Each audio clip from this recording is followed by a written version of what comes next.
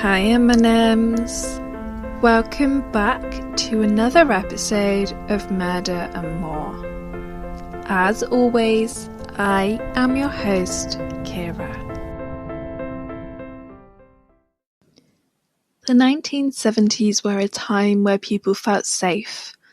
They allowed their children to walk to the shops unattended. They allowed them to play outside without worrying about what would happen to them. No one feared the people that walked toward them on the street. No one felt that pang of anxiety when walking in the dark. People felt safe, especially the people of Rochester, New York. I'm sure they felt safe leaving their doors unlocked, putting the bins out late at night. I'm sure the 1970s were a much more carefree time. No one looking over their shoulder to make sure they weren't being followed or holding a key in between fingers just in case they got attacked. However, 3 murders that took place in Rochester in the early 70s would be sure to inflict the utmost fear into everyone, especially parents of young children at the time. Children who could once walk to the shops without a care in the world, who could play out until dark, were now being kept inside and watched more closely by their anxious, concerned, terrified parents. Carmen Colon was 10 years old. She had a big personality, a large, beautiful smile, and was well known around her Bull's Head neighborhood in Rochester, New York.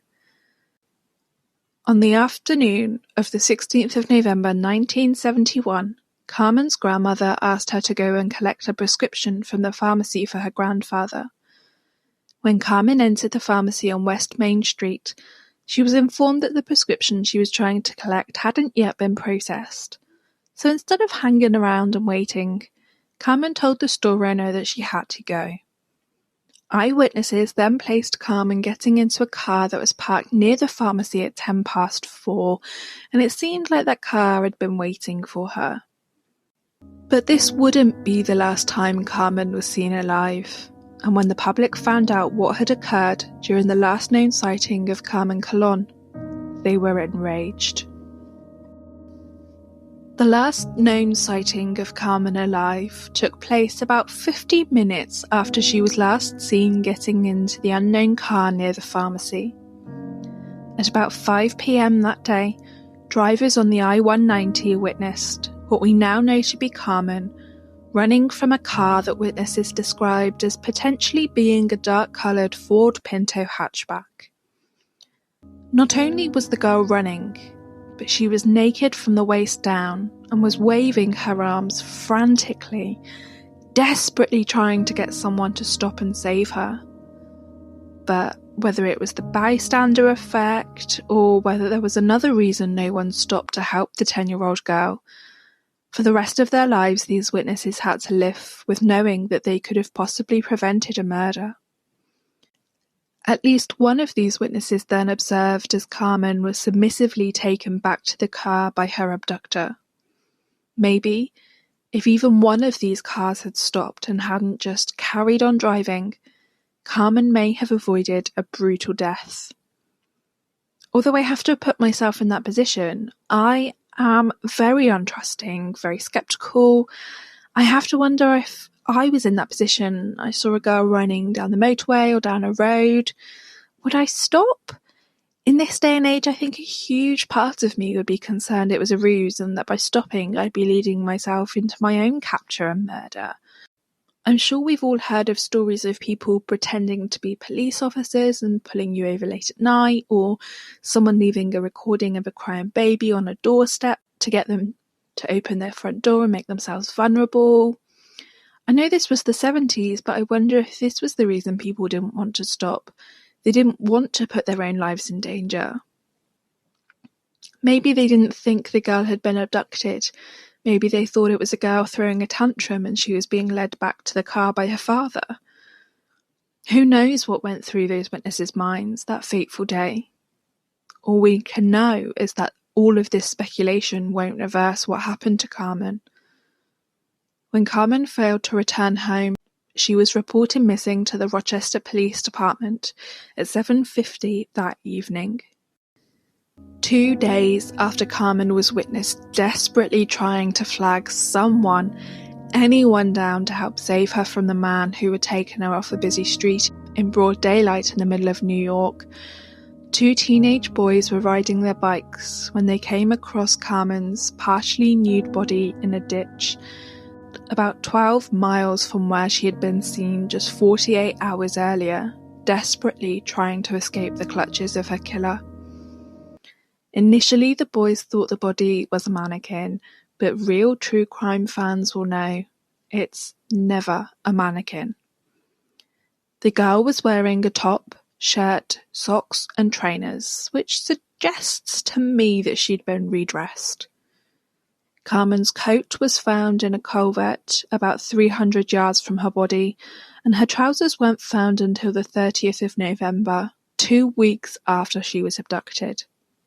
Her trousers were found near the service road of the I-190, where the witnesses had observed the girl trying to escape her abductor and murderer. An autopsy performed on Carmen confirmed everyone's worst fears. She had been raped, had suffered a fractured skull and vertebrae before being strangled to death. Police were able to collect evidence from the location her body was found, but unfortunately they've never been able to come up with a DNA profile of their suspect. A huge manhunt ensued in an attempt to identify the person who had so brutally taken this young girl's life. The Times-Union and the Democrat and Chronicle newspapers initially put up a reward that totaled $2,500 for information that would lead police to Carmen's killer. All information the 2 newspapers received was sent forward to police, and over time, the reward grew to $6,000 after several businesses and residents added their own private donations. In the months following Carmen's murder, the police interviewed several people, but they were all released with no charge. It was starting to look like Carmen's killer may not be caught, and by the 21st of December, just over a month since Carmen was taken off the streets of New York, there were only 3 detectives working on her murder full-time. In a further attempt to try and catch Carmen's killer before he struck again, 5 large billboards were placed along major highways in Rochester in early 1972. They all featured a picture of Carmen with the title, "Do You Know Who Killed Carmen Colon?" While this brought in several new leads, it still didn't lead to the capture of Carmen's killer. 17 months after Carmen's tragic death, 11-year-old Wanda Walkowicz disappeared under very similar circumstances. Wanda was a redhead ball of energy, who her sister Rita later described as a bit of a tomboy. Wanda was a year older than Rita, and they also had a younger sister, Michelle.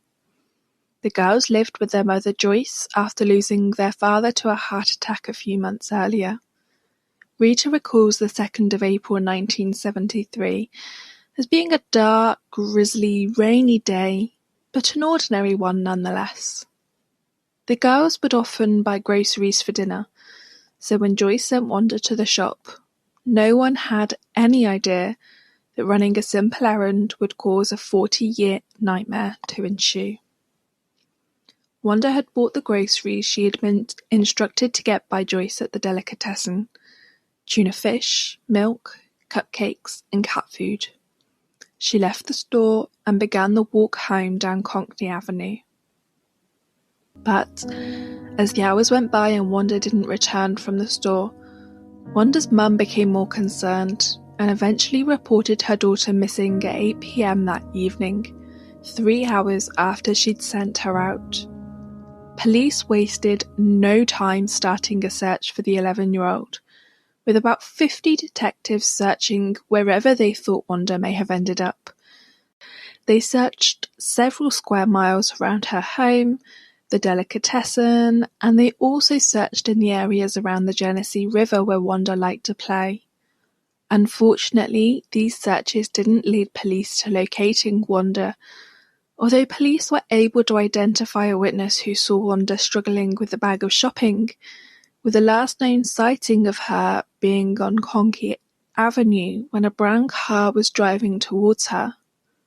When the witness turned back, both Wanda and the brown car were gone. The following day, at 10:15 a.m., Wanda's body was found, fully clothed, in a ditch by an officer. The ditch where Wanda's body was found was at the bottom of a hill that ran alongside the State Route 104. It appeared as if her body had been thrown from a moving vehicle, and she had tumbled down the embankment, landing in her temporary final resting place before she was located. An autopsy revealed that, like Carmen, despite being fully dressed, Wanda had been raped and had also been strangled. Although whilst it appeared Carmen had been strangled from the front, likely at the hands of the killer, it appeared that Wanda had been strangled from behind, likely with a belt. The autopsy also revealed defensive wounds that indicated Wanda had fought for her life, but the 11-year-old, 4-foot-tall, 65-pound girl just wasn't a match for her attacker. Whilst she had been redressed, police were able to identify traces of semen and pubic hair on the child's body, and with this evidence they were able to create a DNA profile. They also identified a strand of fur that belonged to a white cat, a pet that Wanda definitely didn't own. As with Carmen's murder, the police set up an anonymous hotline and distributed flyers in an attempt to catch the girl's killer. A $10,000 reward was put up for any information that would lead to the arrest and conviction of Wanda's abductor and murderer. Whilst these efforts didn't lead to the location of Wanda's killer, they did find a man who witnessed Wanda standing next to the passenger side door of a brown vehicle, and it looked like the girl was in conversation with the driver, although unfortunately the witness was unable to provide any description of the driver. What they were able to tell police, though, is that they witnessed this take place just 0.2 of a mile from Wanda's home. The tip line also produced another witness. This time they witnessed a man forcing a red-haired girl into a light-coloured Dodge Dart between 5:30 and 6 p.m. the evening Wanda disappeared. Whilst the two girls disappeared under very similar circumstances, Rochester police refused to link Carmen and Wanda's murders. In September 1973, WOKR, a local television network, broadcast a 30-minute episode that featured a reconstruction of Wanda's disappearance and the finding of her body. And whilst this reconstruction led to police receiving over 200 calls from the public, they were still no closer to finding Wanda's killer. On the evening of the 26th of November 1973, 7 months after Wanda was brutally murdered, Carolyn Mayenza reported her daughter Michelle missing. Michelle, a shy 11-year-old girl, had last been seen by her school friends at about 3:20, where she was seen walking to a local shopping centre to pick up her purse, which her mother had left for her in one of the shops. About 10 minutes later, at 3:30, a witness placed Michelle crying in the passenger seat of a vehicle that was described as being either beige or tan in colour and was travelling at a high speed. 2 hours later, a man was driving along Route 350 when he saw a large vehicle, again that was described as being either beige or tan coloured, parked on the side of the road. It appeared that the vehicle had a flat tyre, and stood next to the car was a man with a girl that the witness strongly believed to have been Michelle. Obviously at the time Michelle hadn't been reported missing, so I don't know if the witnesses knew Michelle or her family, or later recounted this event to police when Michelle was reported missing. When he saw the vehicle on the side of the road, the man pulled over to offer the driver assistance, but as soon as he approached the man he pulled the girl behind him and made an effort to obscure his license plate. The witness was so disturbed by the menacing look on the man's face that he drove off. Again, little did he know, he was most probably leaving the girl, if it definitely was Michelle, to face a brutal death. As with Carmen and Wanda, Michelle's fully clothed body was found 2 days after she disappeared, on the 28th of November 1973.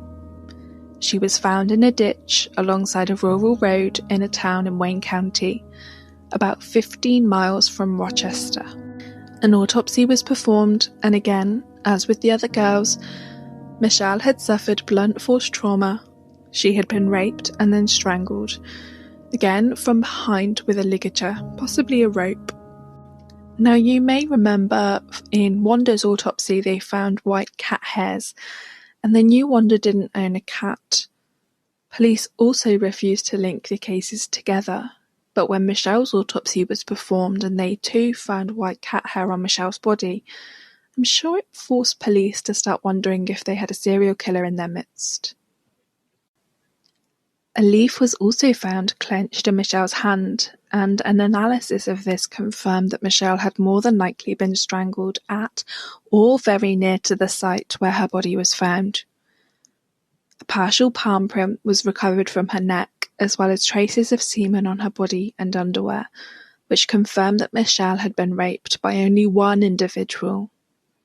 Whilst these traces were recovered, as with Carmen's case, they weren't able to create a DNA profile from it.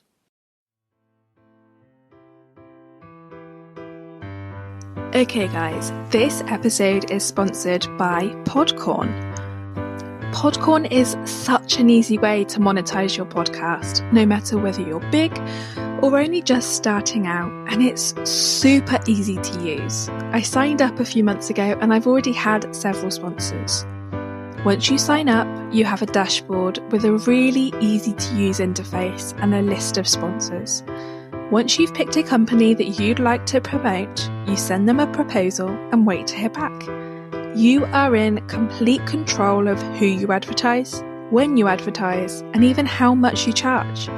You also have complete creative freedom, and you get the same security if you are a brand too. There's no cost to signing up, and you don't pay a penny until you find the right podcaster for you. You also have some control over what the advert says, and no advert will be released until you deem it to be perfect. With payments typically received within 24 hours of distribution, PodCorn was an absolute no-brainer for me, and I can't see any reason why you wouldn't want to sign up too. Head over to podcorn.com, that's podcorn.com, to find out more.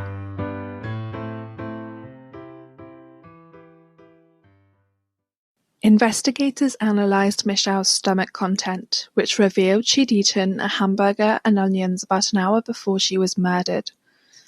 This seemed to corroborate another witness sighting, placing Michelle at a fast food restaurant in Monroe County with a man who was described as being Caucasian with dark hair, between the ages of 25 and 35, 6 feet tall, and about 75 kilograms or 165 pounds. Michelle was seen in the car by the witness, and the man was seen walking toward the car with a bag of food in his hands. For whatever reason, Michelle had either felt comfortable enough or scared enough to remain in the car whilst her abductor got the food. This also seemed to corroborate that the witness who saw a man and a girl on the side of Route 350 that afternoon most probably saw Michelle and her abductor probably just minutes before her murder. All three girls, Carmen Colon, Wanda Walkowicz, and Michelle Manza, were laid to rest at a Catholic cemetery in Rochester. Carmen's funeral was held on the 22nd of November 1971, with over 200 mourners attending. Wanda was laid to rest in a small white and gold casket on the 6th of April 1973. Michelle's open casket funeral took place at the Corpus Christi Church, where hundreds of mourners attended, and her father Christopher concluded the service by describing Michelle as a sweet little girl. As I mentioned earlier, in the beginning of the investigation, police were really reluctant to suggest that these murders were linked, but after Michelle's murder, they just couldn't ignore the similarities between the cases, especially Wanda and Michelle's. All three girls were short, pre-adolescent females who disappeared from the streets of Rochester in the early afternoon. They all came from low-income families, all were Catholic, and none of them lived in a home with both their mum and dad. All three girls' bodies had been found either fully or partially clothed in surrounding counties, and each girl was found near an expressway that would have been easy to access with a vehicle. A detail that I hadn't noticed, all girls were also found in cities that bore the same first letter as their names. Carmen was dumped near Churchville, Wanda in Webster, and Michelle was found in Macedon. It also appeared that Carmen, Wanda, and Michelle had all been thrown out of the car or carried from the car to their temporary final resting place. It wasn't just the girls and their disappearances that was similar in nature, though. Their murders also bared several resemblances to each other.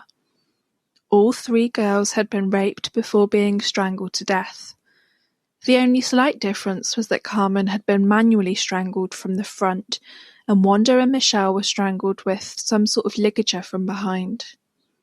Whilst these are slightly different, it's still the same MO, and I have to wonder if Carmen's murder was his first, and he was still perfecting his technique.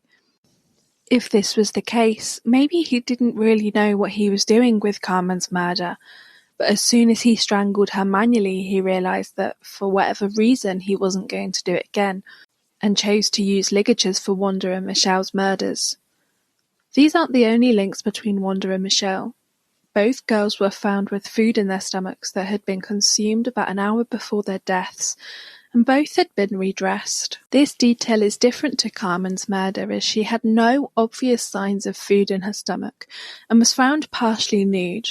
But again, for me at least, the similarities outweigh the differences, and it's entirely possible that Carmen's murder was very slightly different, simply because it was their first kill, and they were still developing their MO.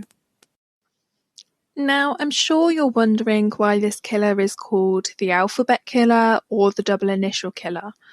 Well, if you hadn't realised, and honestly I'm not 100% sure I would have if it hadn't have been pointed out, all three girls' first and surname started with the same letter. But whilst this is certainly an interesting detail, police don't put much stock into the theory and say it's probably more of a coincidence, as this would mean that the perpetrator would have had to have stalked his victims for a period of time, which would have increased the likelihood of him getting caught. Although I don't see this as being a completely impossible theory, I certainly wondered what caused Carmen to get into the car willingly. Would a teenage girl just get into a stranger's car? I don't think so. I think it's at least plausible that he stalked the girls beforehand. However, police suggest that Carmen got into the car willingly because she knew her killer, and that her case isn't linked to Wanda and Michelle's at all. Police believe that because there's slight differences in the MOs, Carmen wasn't lured and abducted by a stranger, like they believe Wanda and Michelle to have been, but that her killer was already known to her, maybe a family friend or family member, and that's why she got into the car so easily, and that's why she was killed differently to Wanda and Michelle. I then have to wonder, with the similarities between the cases, whether Wanda and Michelle's killer picked out the details of Carmen's murder and chose to kill them in a similar way so that the police would link them together and believe there's only one killer. Although, if for whatever reason the police linked him to the murders, if this theory is true, they'd have most likely linked him to Carmen's murder too, especially as they have no physical evidence. The murders of all three girls gained a lot of public interest and produced a ton of public outrage. The police put in a lot of effort to catch the killer or killers responsible for the girls' deaths. They released a composite sketch of the man Michelle was seen with hours before she died, and a hotline was put in place to find the girl's killer. They reassured the public that calls to the hotline would remain anonymous, and again offered a reward for any information that would lead to a conviction. And while police received several tips from the public, they led nowhere and produced no credible suspects. Whilst the hotline didn't lead police anywhere, that doesn't mean to say that they didn't have any suspects. In fact, they had several. One of those suspects is Carmen's paternal uncle, Miguel Colon. If you remember, Carmen was walking to the pharmacy to collect her grandfather's prescription on the day she disappeared.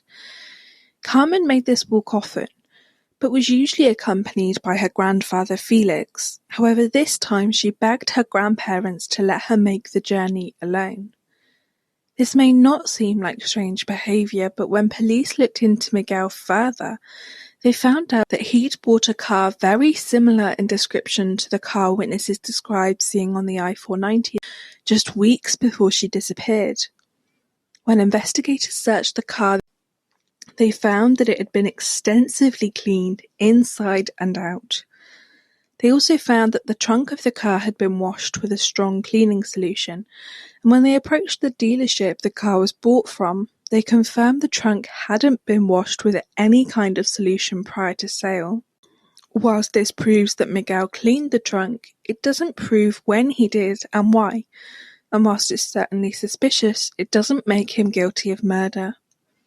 Police also found a doll that belonged to Carmen in Miguel's car, although family members said that Carmen was frequently in Miguel's car willingly, and it's possible that she just left the doll in there accidentally.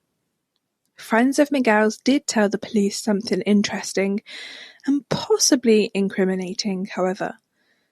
About 2 days after Carmen's murder, Miguel told his friends that he was leaving the country because he'd, quote, done something wrong in Rochester, end quote, and did end up leaving the country just 2 days later and relocating to Puerto Rico. Police travelled to San Juan in 1972 in an effort to question Miguel in relation to Carmen's murder. Initially, Miguel fled from authorities, but eventually ended up surrendering and agreeing to being extradited back to Rochester for official questioning. Miguel was unable to give police an alibi for the day Carmen was murdered, and police were unable to find anyone who could corroborate Miguel's whereabouts that day. Whilst there was circumstantial evidence to link Miguel to Carmen's murder, there was no physical evidence to tie him to it. Miguel committed suicide in 1994 at the age of 44 after a domestic violence incident which saw him shooting and wounding his wife and brother, and if Miguel is guilty of Carmen's murder, he took this secret to his grave. Police's second suspect was Dennis Termini, a 25-year-old firefighter who was a prolific offender in Rochester, known as the Garage Rapist. Dennis is known to have committed a minimum of 14 rapes on teenage girls between 1971 and 1973.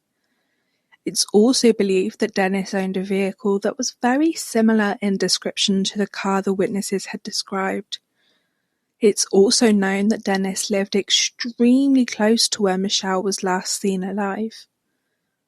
Weeks after Michelle's death, on the 1st of January 1974, Dennis abducted a teenage girl at gunpoint but fled the scene when the girl refused to stop screaming. He then went on to abduct another girl hours later.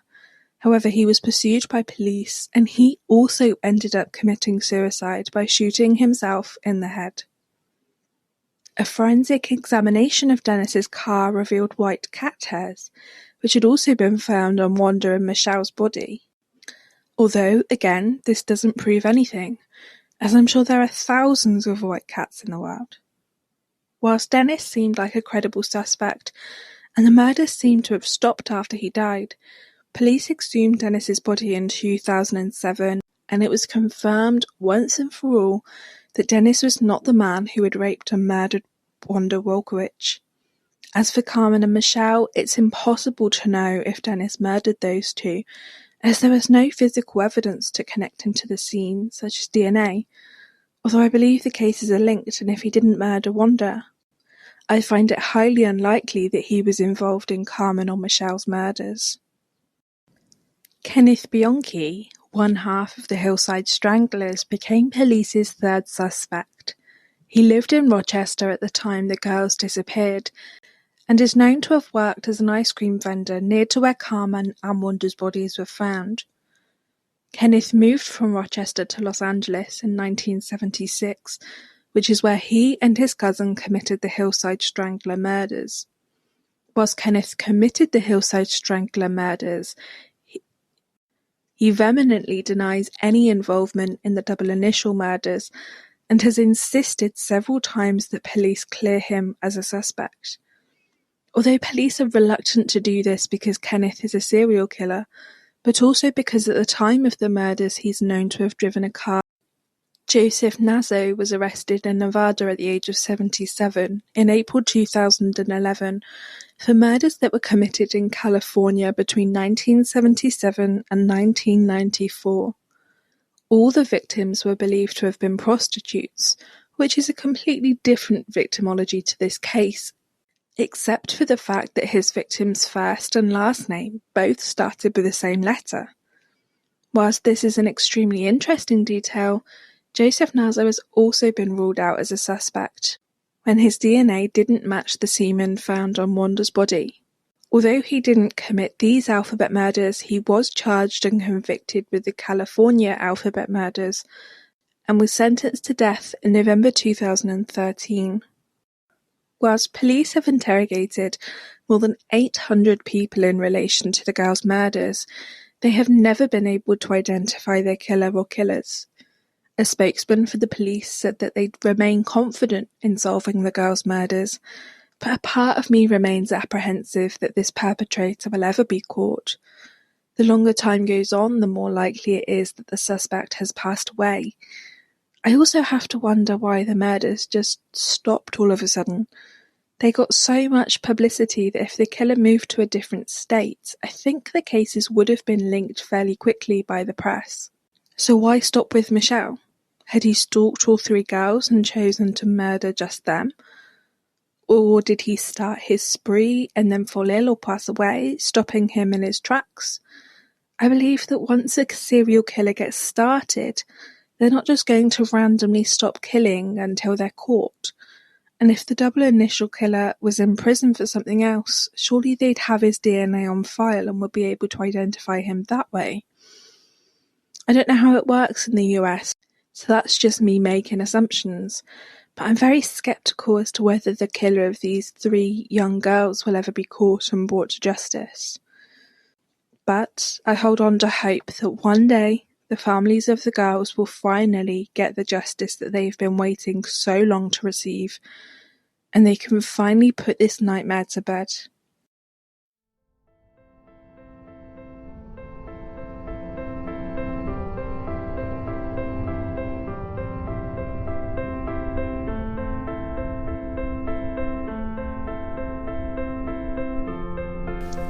Thank you for listening.